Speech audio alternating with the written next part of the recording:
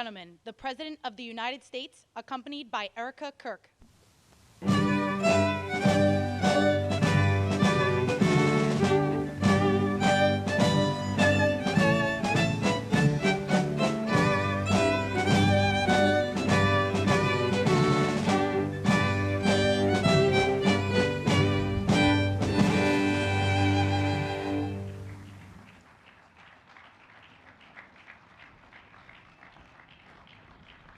Thank you very much, everybody. Please, this is such an honor. This is the, please be seated. This is the first time we've been at the new and improved Rose Garden, and people are loving it. They're loving it like they've not loved a lot of things. We have the Presidential Walk of Fame, which you just saw, and it just opened, and we wanted to get it open for this occasion. We were hoping we were able to get outside, and the weather allowed us to. It was supposed to be a terrible rainy day. I was telling Eric, and God was watching, and he didn't want that for Charlie. He just didn't want that. So it's really beautiful. It couldn't be more beautiful. Today we're here to honor and remember a fearless warrior for liberty, beloved leader who galvanized the next generation like nobody I've ever seen before, and an American patriot of the deepest conviction, the finest quality and the highest caliber, the late, great Charlie Kirk.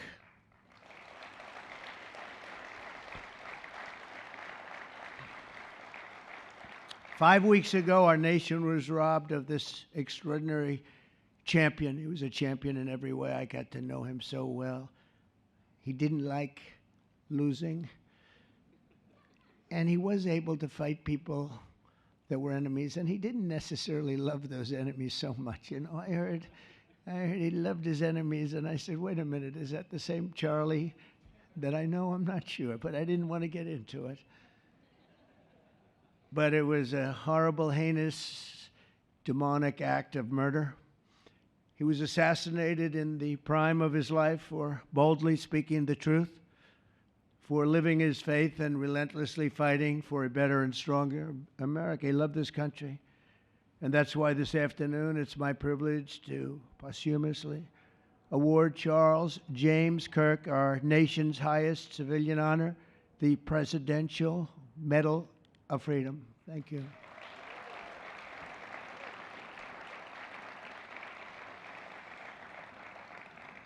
As you know, only hours ago, I returned from a very historic trip to secure peace in the Middle East. People said that couldn't be done. Charlie felt it could be done. Charlie felt it could be done. Thank you. Thank you. Thank you very much. But I raced back halfway around the globe. I was going to call Erika and say, Erika, could you maybe move it to Friday?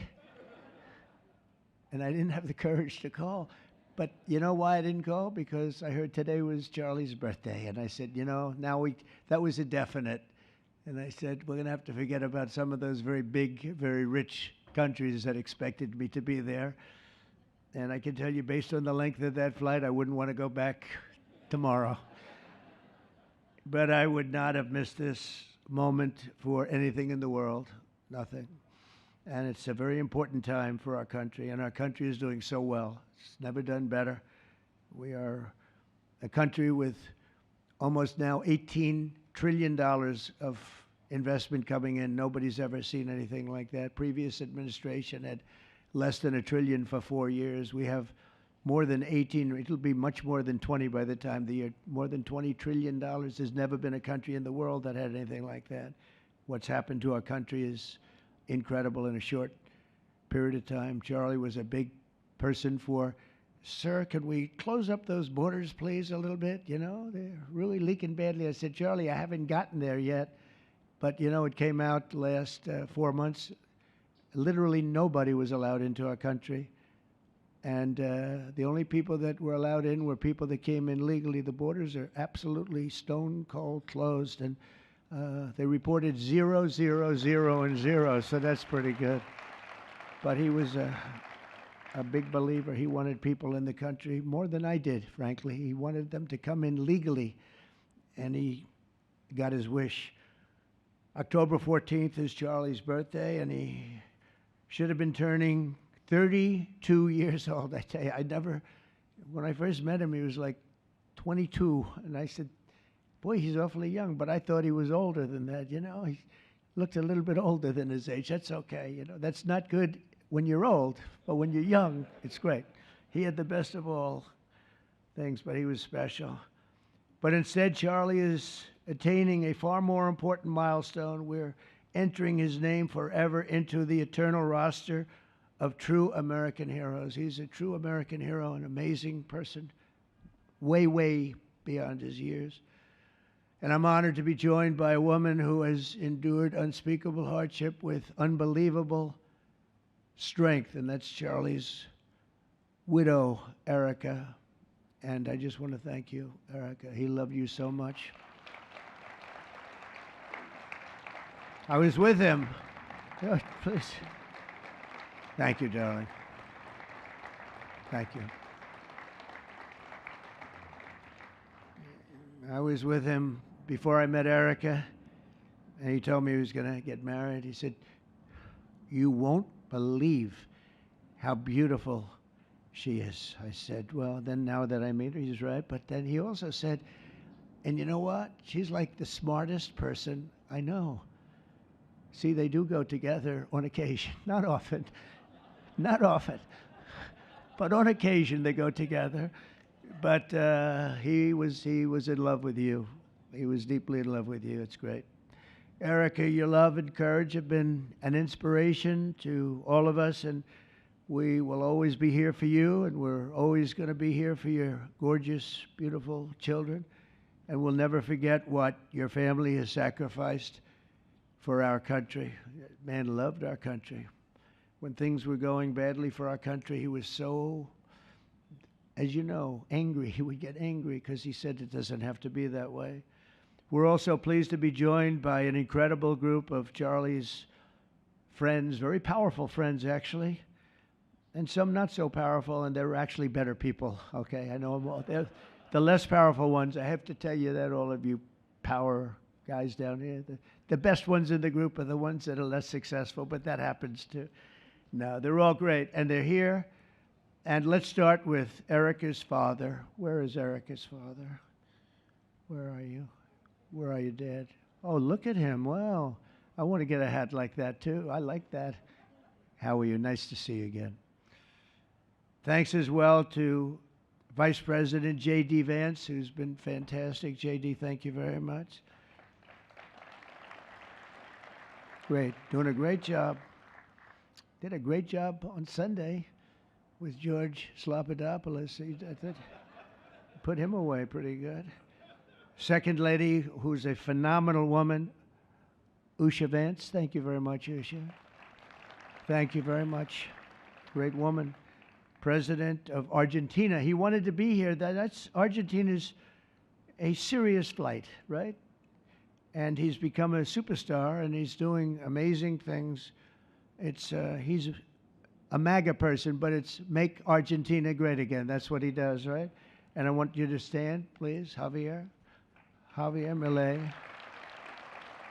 Doing a great job. Thank you very much. Many members of my cabinet are here. Just about all of them are here. I won't go into every single one of them, but I'll announce a few of the people that have really turned this country around and helped me. Incredible people. Speaker of the House, Mike Johnson. Where is Mike? Mike, what a job you're doing, Mike. What a job you're doing. And I watched you this morning, and you're in there trying to say, look, just let the country open. Everything will be fine. We're dealing with some radical left lunatics. And I would just wish Charlie was here to fight us. I think the fight would have been over already. He would have had a march on the Capitol by people whose average age is about 21, because there's nobody that had that relationship with young people. Right, Mike? So thank you, Mike, for being here. House Majority Leader Steve Scalise. Steve, thank you very much. A brave guy and a friend. House Majority Whip, another terrific man, Tom Emmer. Thank you, Tom. Senate Majority Whip, John Barrasso. John, thank you very much. You have all these senators. I'm going to get in trouble. I'm not going to read all their names. I'll be reading all day. We'll be talking about Charlie in about 45 minutes from now. We can't do that. So all of the senators, there's so many of you, thank you very much. I do want to thank Senator Thune for doing a terrific job. He's really been leading properly. Do you agree, Mike? The team, the two of these guys have been fantastic. So to Senator Thune, I want to thank you very much. Incredible job. I watched him this morning, and he was out there pounding them this morning on television, too. And John Barrasso, thank you for the work you've done, and congratulations on your success. But I want to thank you all and all of the Congress people that are here. And I see we have our Attorney General here, and you are doing a fantastic job. Thank you very much, Pam. Thank you. Thank you very much. We have everybody. Wow, that's incredible. Okay, I'm not going to do any more. I'm going to be here too long. But I just want to thank you. Have given him such support, but he always gave you such support. That's why you're here. And very unusual. Charles James Kirk was a visionary and one of the greatest figures of his generation. He was truly an amazing figure and growing leaps and bounds. He knew that the fight to preserve our heritage is waged not only on the battlefield and in the halls of power, of which we have tremendous power here, including the head of a place called war. We call it now war. We had defense. We had our Secretary of Defense. Now we have a Secretary of War. And somehow I think it's more emblematic, and hopefully we'll never have to use war. But the fact that we're ready is very good. Peace through strength is very important. But also in the hearts of our nation's youth, that's where Charlie rode strongest. At age 18, that insight inspired Charlie to found the organization that ultimately touched the lives of millions and millions of people, and so many young people that nobody's ever seen anything like it, frankly. Turning Point USA. It's amazing, and it's actually bigger now. It's become bigger in the last few weeks than Charlie ever thought.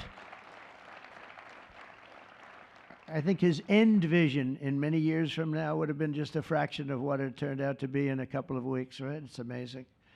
With hard work and joyful spirit and endless enthusiasm and determination.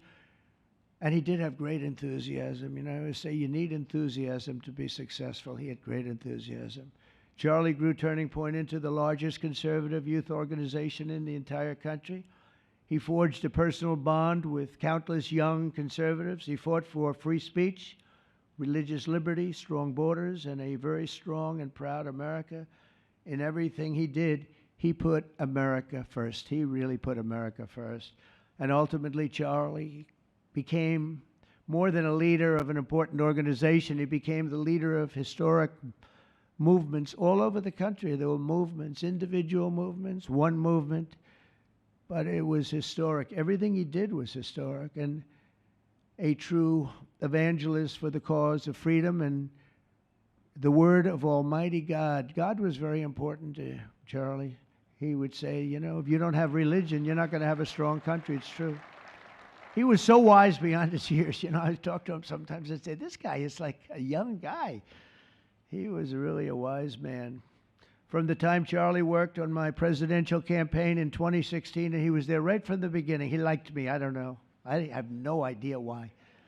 What the hell was he thinking? He said, you're going to win, sir. I said, you know, I'm running against 17 senators and a lot of tough people and governors. We have all these people. And he said, no, you're going to win, sir. He said, not going to be close. And he made it happen. He helped make it happen, I'll tell you that. Without him, who knows what would be. Maybe you'd have Kamala standing here today. That would not be good. I will tell you, Javier, you don't know who Kamala is. Promise, it would not be good. You agree with that, Howard? He also mobilized countless citizens to go vote. It's called Go Vote. Very simple. And with his help in 2024, we won more young people than any Republican by far in the history of our country. And we won the popular vote. We won the swing states, all 7 of them. Remember, they said, oh, well, if Trump could win 4, that would be nice. I win 7 by a lot, by a landslide. But the popular vote was massive. And we won the Electoral College. Remember, they said, well, it's going to be very hard. I'd say 270. Well, we got 312 to 226. And then we won something called districts and councils and different things. But in one case, we won 2,750 to 525. That's the one where you see the map is almost entirely red, except they have a little blue line on one side and a little blue line, meaning New York, and a little bit Los Angeles. I have a feeling that if the vote were 100%, we would have won that too. You want to know the truth. But he knew, and he knew very well, and he also understood honesty, and he was always concerned with honesty. He said the only way we can lose is if the cheating gets so bad, and that's where we came up with a little phrase, too big to rig. We said, go out and vote. Just go out and vote. And we had that. Remember, we used to say that all the time because people would say, oh, they're going to win. We don't have to vote. Let's go to a movie. We'll come home and watch later. And he wasn't about that. So we come up to, really together, we came up with that phrase. We got to make it too big. I never made a speech where I didn't say at the end, now look, the polls are showing good. Don't believe the polls. He said, we're going to make it, Susie, right? Too big to rig. So if you think we're going to win by a lot, doesn't matter. Pretend we're losing. You got to go out and vote. They voted. And at 9:02, the whole thing was over, right? 9:02. Remember they said, oh, this could go a few days. Well, it went a few minutes. 9:02. And he knew that. And I felt it, but he knew it. He knew it. I think he knew it more than anybody.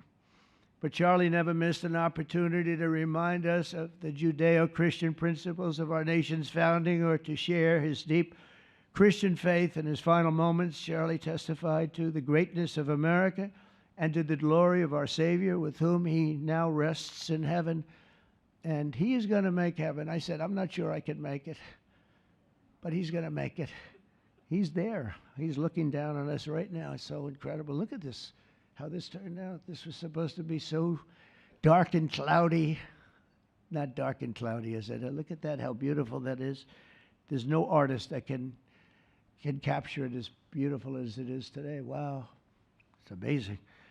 As I said, on the day that he was assassinated, Charlie Kirk was a martyr for truth and for freedom.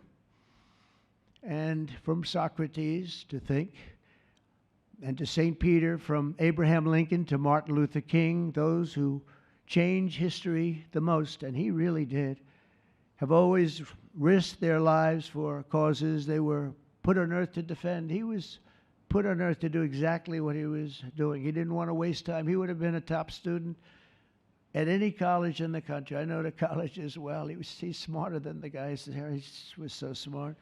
But he almost, I guess, didn't have the time. He knew what he wanted to do. It wasn't like, gee, I want to sit in the classroom for 4 years listening to people teach me liberal principles, because they were never going to teach him that anyway. But he didn't have the time. He really didn't have the time. But every time the enemies of goodness and virtue tried to silence the voice of righteous and noble leaders like Charlie, they failed. They seem to fail. Ultimately, they look like they're doing well, and then they end up failing, because the truth has been unrelenting over the years, over history. And people like Charlie, it's just they've got a power that others don't have, and very few people will ever have. So today, like those martyrs before him, Charlie's voice, his message, and his legacy are stronger and greater than ever before. They are greater than ever before. Look, this is a horrible event, but it brought out the greatness of Charlie. Nothing could have ever supplanted this. It's incredible, the way people are talking about him. And with great love. I mean, I read so many stories about some of the enemies, but I watch the enemies, and it's hard for them to speak badly about him because they just don't. And then you do have people in the days since Charlie's killing. We've seen exactly why our country so dearly needed his example. We've watched legions of far-left radicals resort to desperate acts of violence and terror because they know that their ideas and arguments are persuading no one.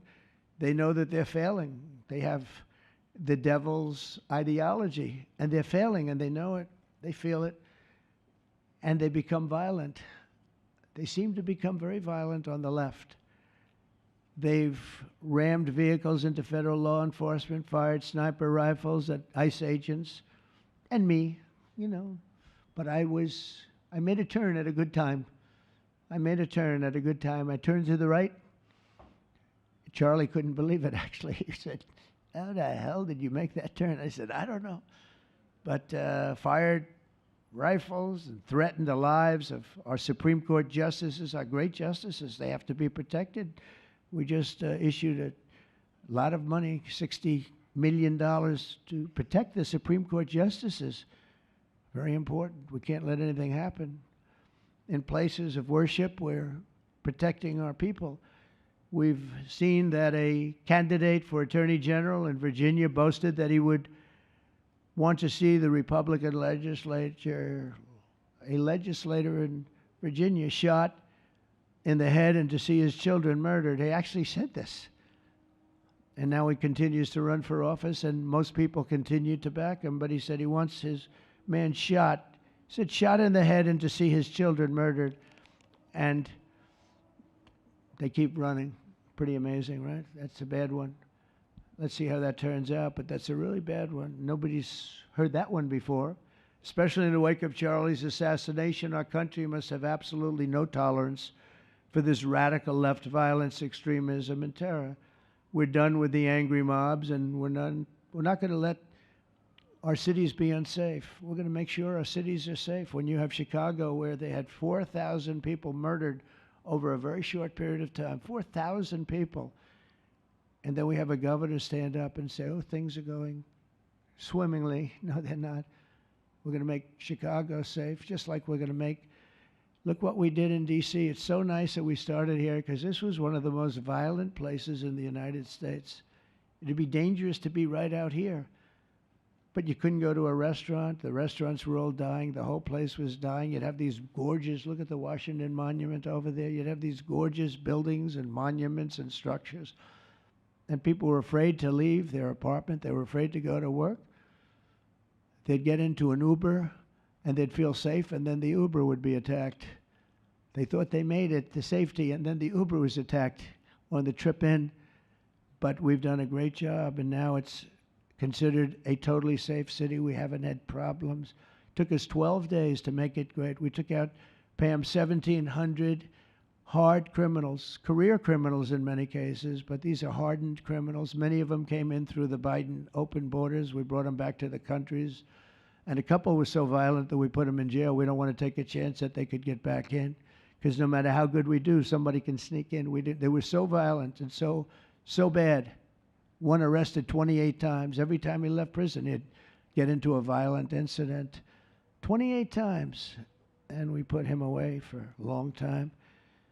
But we're done with the angry mobs. We're done with it. This is such an unbelievable place right now. You take a look where you can walk down the middle of the street with your wife or your husband. Your children can walk. They can walk alone. It doesn't matter. They can walk anywhere in Washington, and they're safe now.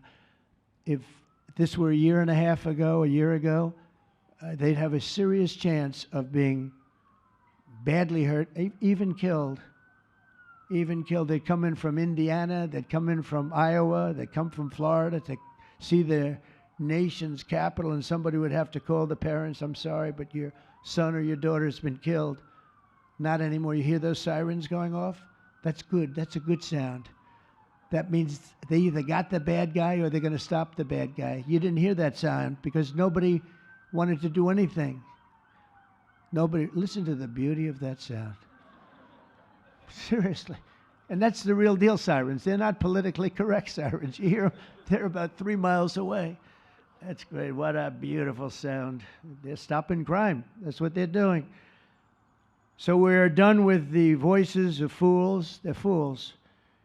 And death threats, and we're going to make our cities safe. And I thought it was Charlie's, one of his biggest dreams was that. He couldn't believe it. Chicago's going to be a great city again. We've already, we sent people in there 6 months ago, and this governor said, "Well, crime is down." Yeah, that's because we had the FBI in there for 6 months, just preparing it for the bigger surge. And they've done a great job, the cash and the FBI. They've done a great job. And they love doing it, you know. They love being able to do it. They were restricted from doing it. They couldn't do anything. And now they're totally unrestricted. All they have to do is stop crime. And they're doing it. By the way, Memphis, as you know, you heard they went in about a week ago. One of the most dangerous places in the country, really in the world. It's not just the country. They have very few cities that would compare to some of these cities. You go to Afghanistan, you say, oh, that's unsafe. Well, the crime numbers are much better than the crime numbers in places that we have. So Memphis, I understand, is doing unbelievably in 1 week. It's like a different place. And this took 12 days, and then after that, we just perfected it. But after 12 days, we had good safety here. After 1 month, it's like, it's really amazing. And by the way, restaurants are booming. Restaurants are opening up. The big problem we have, you can't get into a restaurant in D.C. anymore. So they're opening up. It's a beautiful thing to see. It's called safety. It's called law enforcement and letting them do their job. And that's why I said last month that I have directed the Attorney General and the Department of Homeland Security to confront the very real threat of left-wing terrorism in our country. It's a real threat. Not when you confront it, it's not, because they're not brave people. In fact, they're cowards. When you confront them, they immediately fold. You have to see them fold. You have to see them crying. They fold. But it includes dismantling the networks that fund them and finance them, and we're finding out who those networks are. We already know quite a few of them.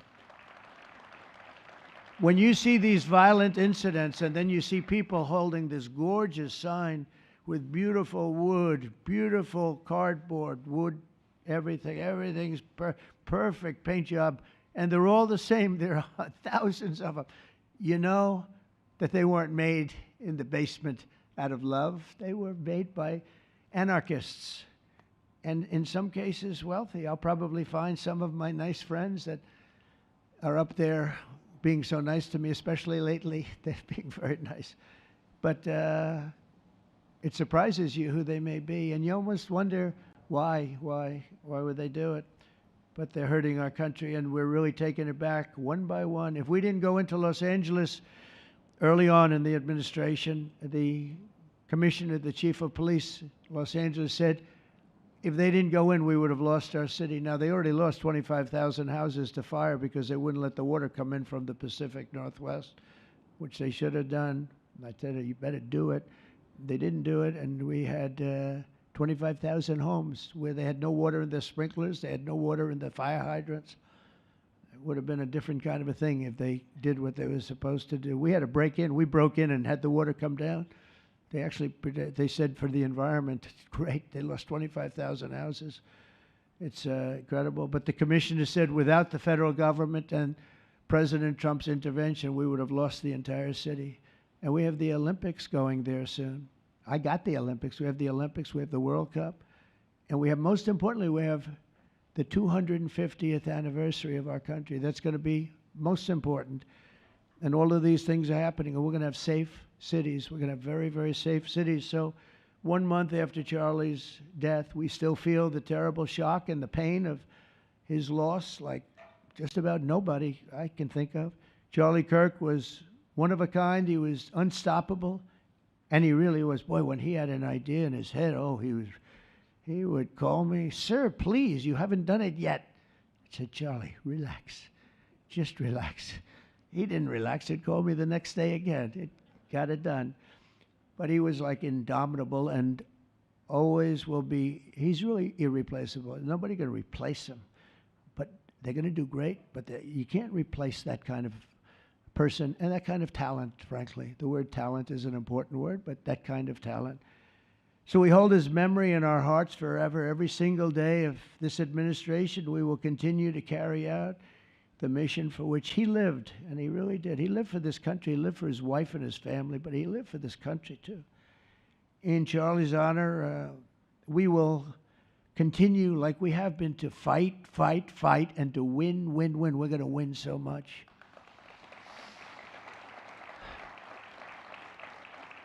So the presidential Medal of Freedom is a big deal. You have the Congressional Medal of Honor, military, and the Presidential Medal of Freedom, which is civilian. And the Presidential Medal of Freedom is a really big deal. Very few people get it. Very few people, frankly, qualify. It's a decision of the president, but it's a qualification that's a very hard one to get. And I would like to ask, if I might, the military aide to read Charles James Kirk's citation for the Presidential Medal of Freedom. Thank you very much. Thank you.